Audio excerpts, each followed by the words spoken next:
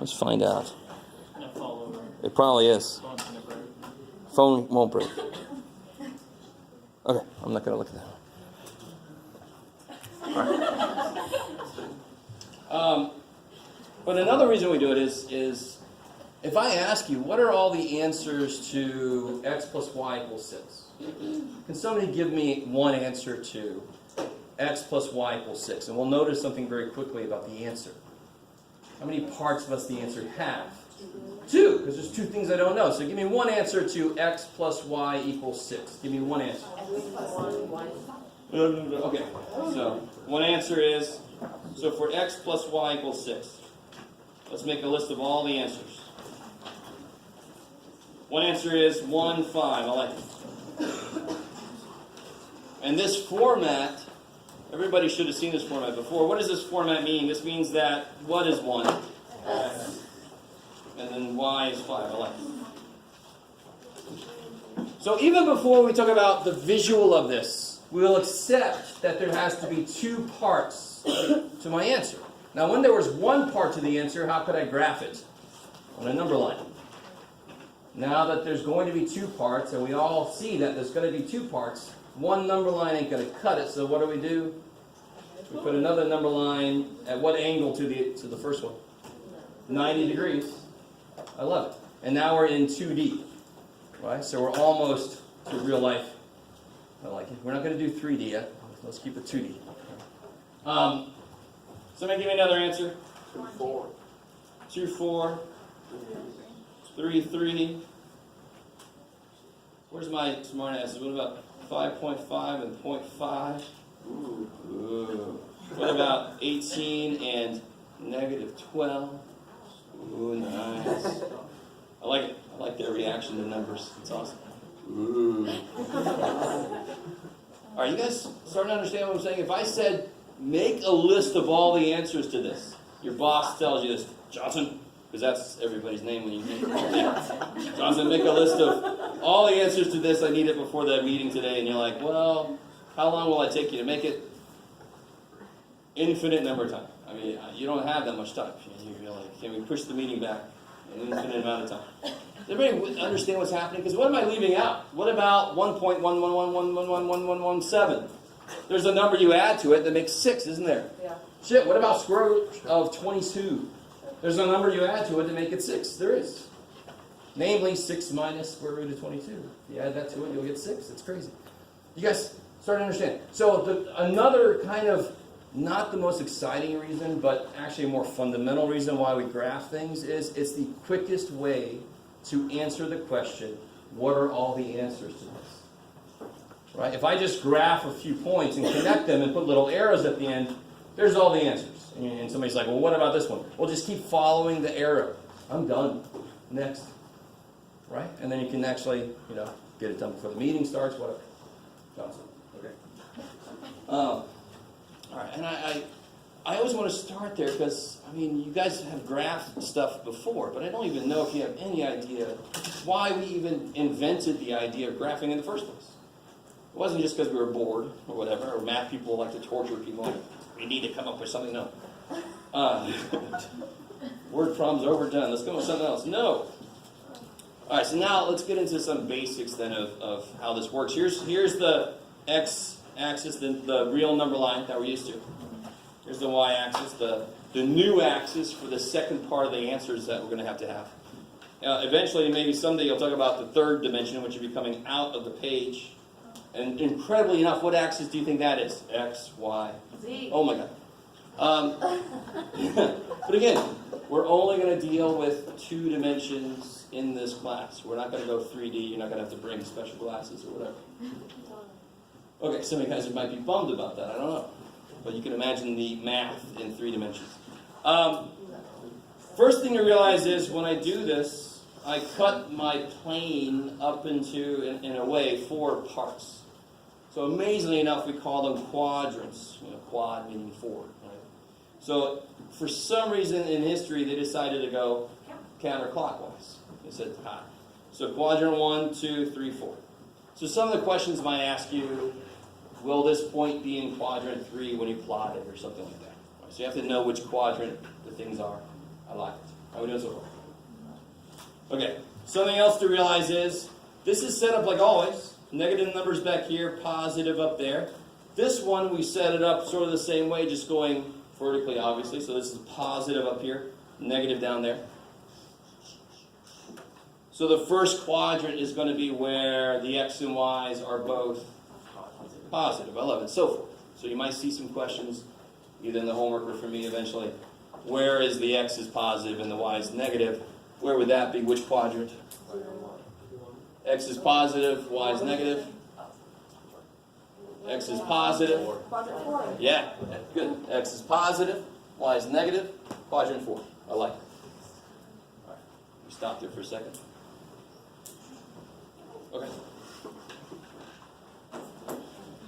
Now, a skill you really should be coming into this class with is being able to graph these things. Okay? And if we graph them, now, if I just said graph -2 on this number line, where would that be? Don't put a point there. Yeah, graph -2, you graph it like normal, -2, right? So that's x equals -2, I graph it there. What if I said graph y equals 1? That would be there. Ooh, don't got 1 some money or something. So to graph the point -2, 1, you just move both of those ways. It's sort of like telling somebody, so have anybody in here ever been to Utah? Have you ever been to Salt Lake City? A friend of mine is a Mormon. I am not a Mormon. I went to Salt Lake City and I felt a little out of place. But Salt Lake City, if you've never been there, it's remarkably grid-like. I mean, just stupidly grid-like. You're like, okay, this is nice, but not so much. It's just really crazy. So if I see the point, what was he? -2, 1. That's like saying go back 2 blocks and up a block. And that's going to get you to whatever you want to get to. So if I see -2, 1, this tells me how much to move in the x direction, left and right. And the second part tells me how much to move in the y direction, up and down.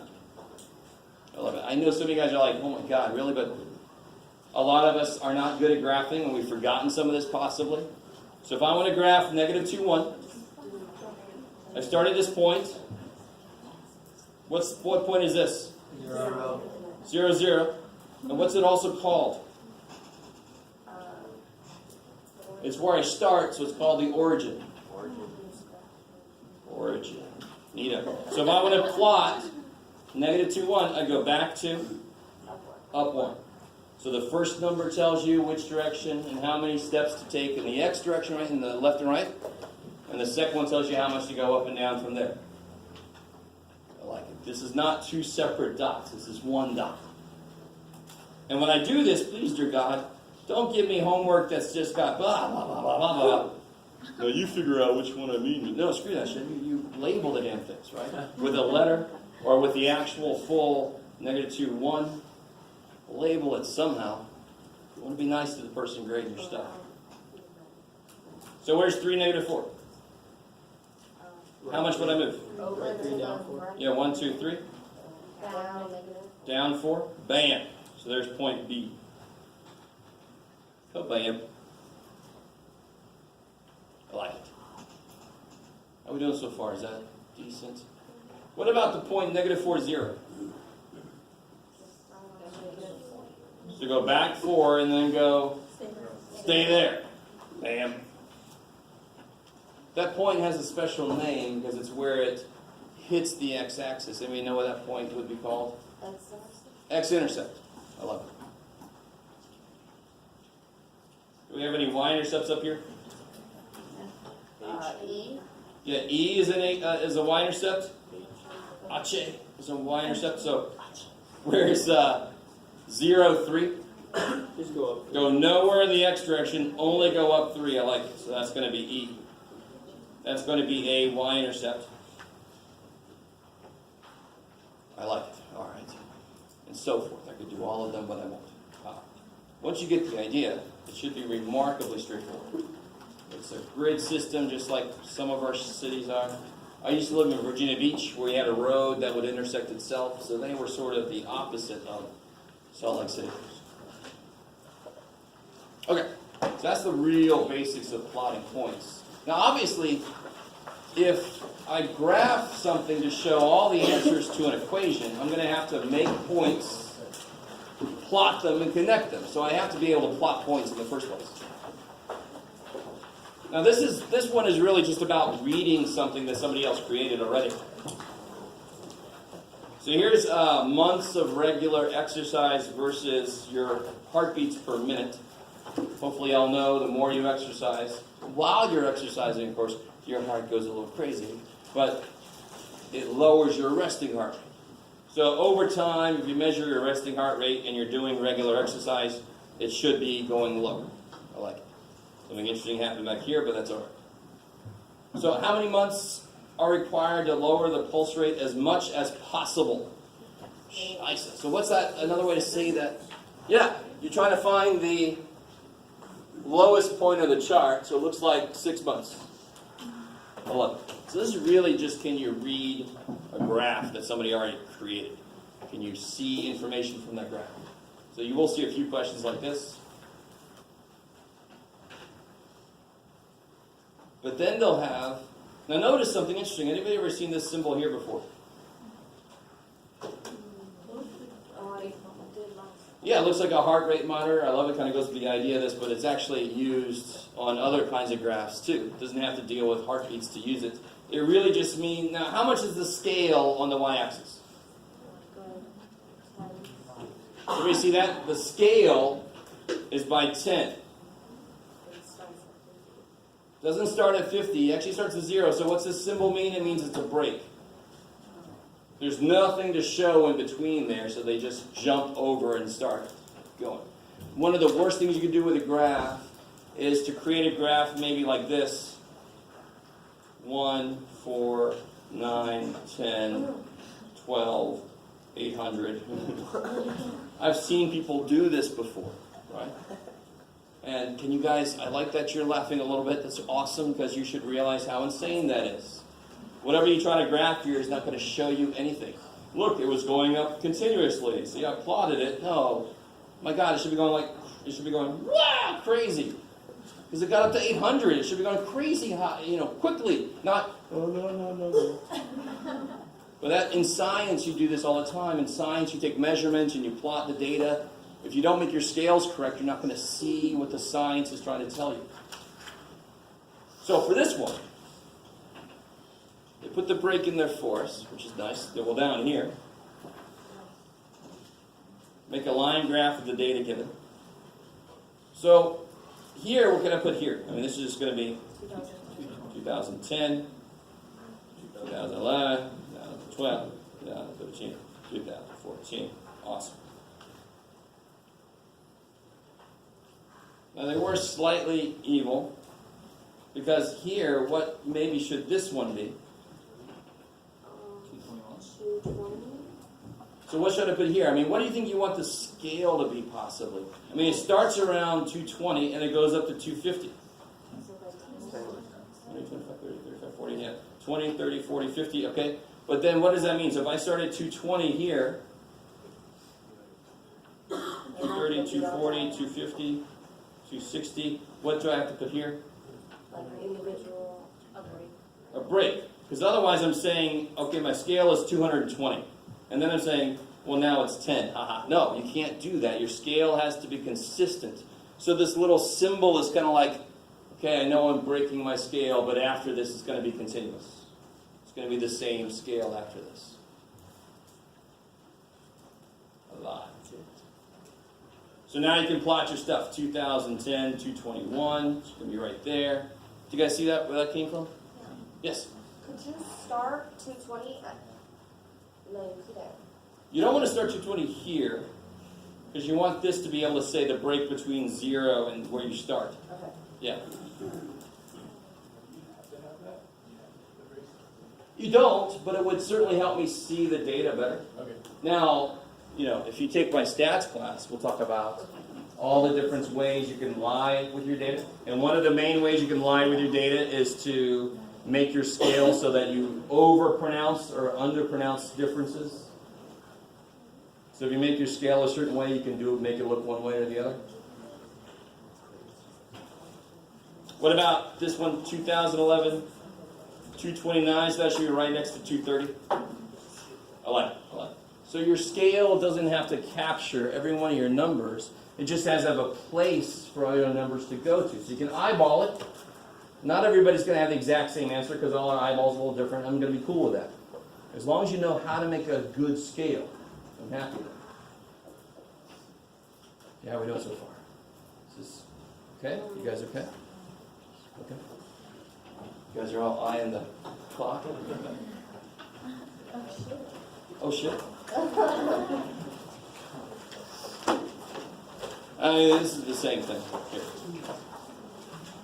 I just noticed it goes 03, 05, 07, 09, which would be 5. And 172, 172, blah. So what should maybe go down here? The year. That's crazy. Probably the year, yeah. So I can start with 2003. Yeah, I can do 5, 7, 9, or I can do 4, 5, 6, 7, 8, 9, and I have some room for everybody. Either way, doesn't matter. Yes. So you can't do a break in the middle of the graph, though. No, you can't do a break once you started doing your numbers. You can't do a break in the middle there. Okay. Because then you're like misrepresenting what you're trying to show. Okay. Yeah. 2005, 2006, 2007, 2008. Alright. And then what do I do here? I could break. And then I want to go start where? 170. I like it. And I've got to be able to make that up to 210 or 220, depending on what I want my scale to be. So what do you think my scale should be? 1, 2, 3, 4. So if I do it by tens, that'll get me up to 210. You guys see that? Yeah. 4 ticks of 10 would be 40. So it'll be 170, 180, 190, 200, 210.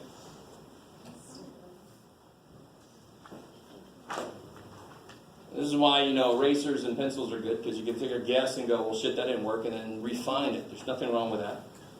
And now it's just plotting points. So 2003 should go to 172, roughly there. 2005 should go to 188, roughly there. So forth. Are you guys okay with that? I mean, that's 2007 would go to 200. That's awesome. Kabam. 2009 would go to 208. About right there. Is that almost a straight line? Yeah. Yes. Sweet. So next time we'll get into stuff like that. X plus Y equals 9 kind of stuff.